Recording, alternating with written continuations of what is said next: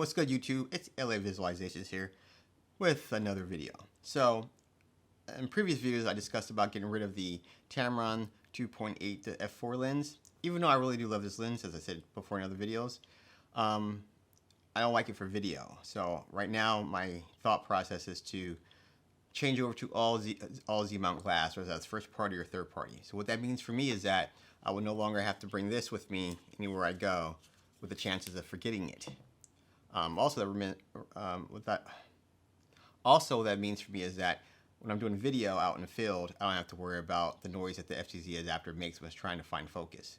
Now, I know some of you might say, let me just, manually focus and be done with it. But sometimes I want to move around, and so I'm a little lazy and I don't want to do that. So what else does that mean for me? That means I'm getting a new lens tomorrow. Which lens is that going to be? We'll see tomorrow.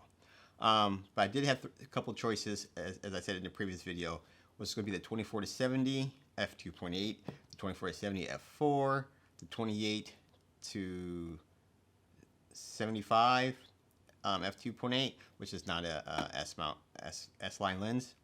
The 24 to 120 were my choices.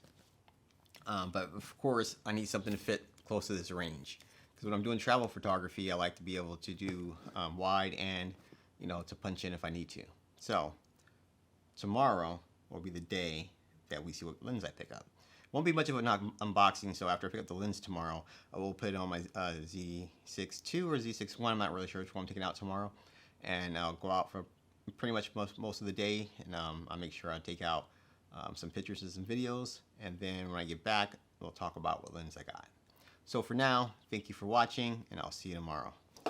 Alright, so today's the day. I'm going off to my local camera store to trade in my lens and do a little adventure with the lens and talk about it as I say goodbye to my Tamron, which I've had it for about 2 years now. I really do like that lens, but it's time to say. So taking a walk to the train station, and it's a complete overcast, and it's raining, so we'll get out there. And it's raining, so we'll get to test the weather. So what's up, YouTube? So today I went out and I bought the replacement lens for this lens. So what this means is that I have to sell this lens now. So I'll probably go to KEH to sell the lens to them, this lens and the adapter. I probably won't get much for it. But the caveat is that I didn't pay for this lens. I had it bought for me, so that was really good. So I'm not losing any money off of it, and plus, in the 2.5, 3 years that I've had the lens, I've got a lot of use out of it. So I am sad to see it go, but I am replacing it. So from a video a while back, I was mulling over what I was going to replace it with. The 24-70 f4, which doesn't fit the focal range that this have. The 24-70 f2.8, which is twice as much as this is. I didn't do a video on the 70-200, but I did think about the 70-200. But also look at the 28 to 75, which still doesn't meet this range, and the 24 to 200, and the 24 to 120. So what I'm trying to do when I'm replacing this lens is I need a lens that I can just take with me on when I'm traveling and just have one lens to do everything I want. Even though that this does 2.8 to f4, 2.8 on 35mm in, and f4 on the 150 range. But I needed a lens that didn't make any noise during video. So have to be a native lens or a third-party lens. And right now, I don't think there's any third-party lenses that fits this focal length.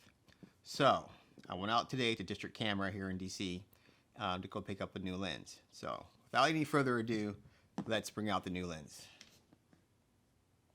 So I went with the 24 to 120 f4. I used it just a little bit today when I bought it. Of course, it's raining outside today, so it is weather sealed. So that was really nice. So what I noticed difference already between this lens and this lens is the weight factor. This lens is heavy. And then when you put this on, I know it doesn't seem like it's heavy, but once you put this on, you put this on, you put it on the camera, and all of a sudden it's heavy. This is not that heavy. This has a little heft to it. So don't get me wrong, this is like a lot of plastic fantastic to it, but however, I didn't have any issues with it. Like I said, today was raining a lot. I will put some pictures and some videos. Why am I doing this? I'll put some pictures, some videos overlay while I'm talking. So from the brief time that I used the lens today, it was quick to autofocus. I had no issues with anything. I had no issues with it raining. I had no issues with it focusing. I had no issues whatsoever. But like I said, I only used it for a minute amount of time today, probably about 40 minutes. And they had some stuff going on, so I went down to the White House and I shot some stuff there and did some videos, as you're watching those right now. So I just wanted to do a quick review on it. So like I said, the weather setting held up nicely. I didn't have any issues with it, even with it protruding out. I didn't have any issues so far. And like you said, even with this one, so you can see that there is a size difference between these two lenses.